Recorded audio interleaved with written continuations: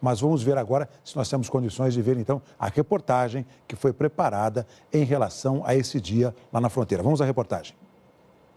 Depois de um fim de semana de conflitos graves nas fronteiras venezuelanas com a Colômbia e com o Brasil, a maioria dos líderes reunidos no Grupo de Lima defendeu uma saída pacífica para a crise na Venezuela.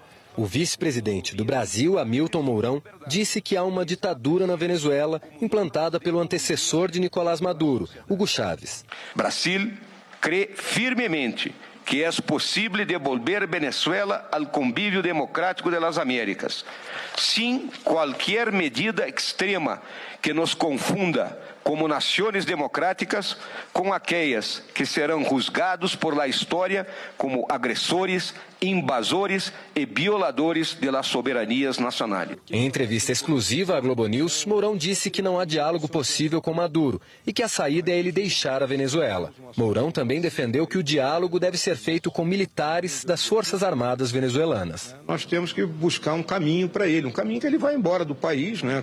É a minha visão desde muito tempo, né? Que ele vai embora do país, leve o grupo dele ou aquelas pessoas que são mais próximas dele, de modo que o país inicie um processo de reconstrução. O ministro das Relações Exteriores, Ernesto Araújo, elogiou Guaidó e disse que confia na liderança do presidente interino. Está realmente galvanizando a população venezuelana e a região e outros países, também fora da região inclusive, em torno de um projeto de redemocratização da Venezuela. Pela primeira vez desde que foi criado em 2017, o Grupo de Lima recebeu a Venezuela como país membro, representada aqui no Salão Bolívar, em Bogotá, pelo autoproclamado presidente Juan Guaidó, que condenou a violência do fim de semana e criticou o veto de Maduro à entrada de ajuda humanitária no país. Guaidó pediu que os países aliados considerem a possibilidade de intervir militarmente no país. Que a pressão por reconstruir a democracia, a liberdade, apenas empieza por parte de uma região determinada, dispuesta a poner de su fuerza para recuperar valores fundamentales. No es un dilema entre democracia o dictadura. Es la democracia la que debe prevalecer. Han querido hacer ver que es un dilema entre la guerra o la paz.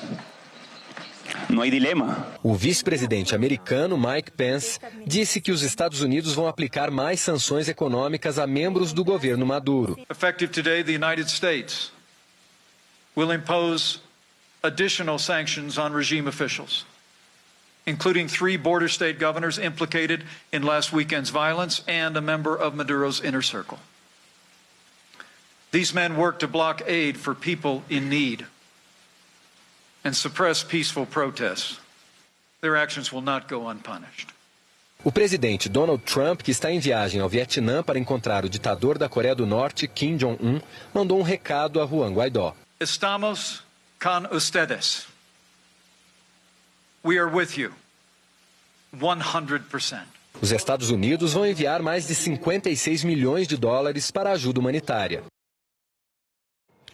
Dos 14 países que originalmente integram o Grupo de Lima, 10 apoiaram a declaração final, além de Guaidó, que assina como novo membro.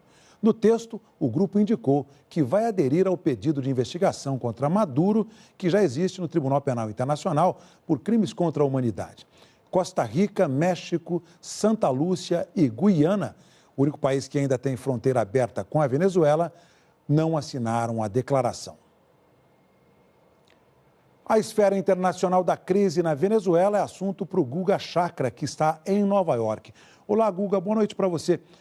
Qual é o significado desta questão que relaciona Nicolás Maduro com crimes internacionais contra a humanidade?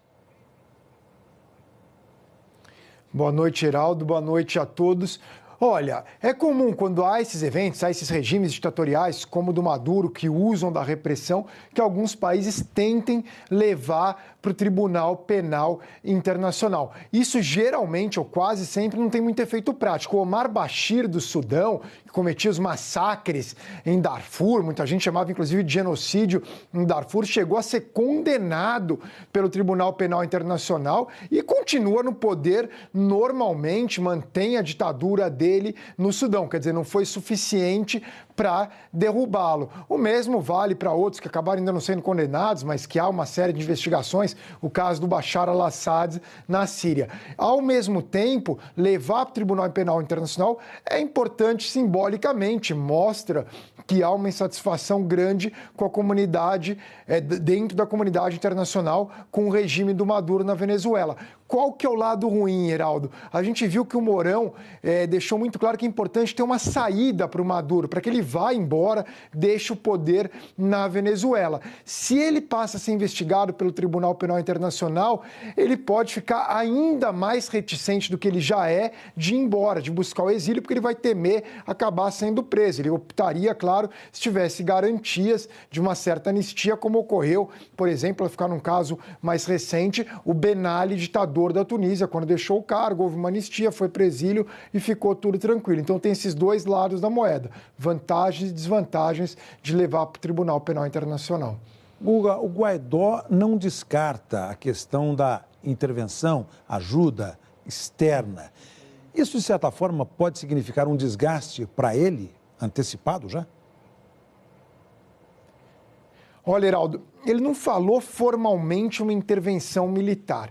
Se ele passar a defender uma intervenção militar, muda um pouco o cenário, porque uma das grandes qualidades da oposição venezuelana, da maior parte da oposição venezuelana, que incluímos, no caso, o Guaidó, que é o presidente encarregado da Venezuela, reconhecido por muitos países, é justamente o fato de ser pacífica, de realizar manifestações pacíficas, inclusive como essa que a gente viu no fim de semana, de tentar levar ajuda humanitária, de não usar armas para tentar bater de frente com uma ditadura. Isso, inclusive, ajudou a ele ter esse grande reconhecimento. E muitos países, especialmente na Europa, mas também na América do Sul, são contrários a uma intervenção militar. Então, o Guaidó perderia esse apoio de alguns países, talvez e mesmo internamente na Venezuela, onde ele tem grande apoio, mas muitas pessoas não concordariam com uma intervenção militar, até porque as pessoas observaram o que ocorreu, intervenções militares de outros países, os Estados Unidos, por exemplo, no Iraque,